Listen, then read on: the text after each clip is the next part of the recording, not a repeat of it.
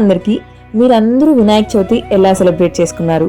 I think అందరూ చాలా బాగా సెలబ్రేట్ చేసుకుంటారని అనుకుంటున్నాను. వినాయక చవితి అయితే one of my favourite festival అనమాట. చాలా చాలా ఇష్టము.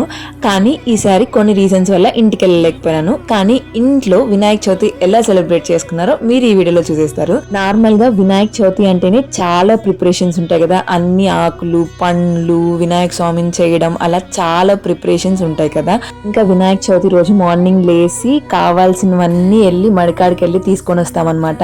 కావాల్సిన 21 పత్రాలు, ఫ్రూట్స్, కాయలు, నేరేడు పండ్లు, జామకాయలు, సపోటా అన్నీ, అంటే మన దగ్గర మడికాడ ఏవేవి దొరుకుతాయో అన్నీ తీసుకొని వస్తాం దేవుడికి. అన్నీ తీసుకొచ్చి మంచిగా సెలబ్రేట్ చేస్తామన్నమాట.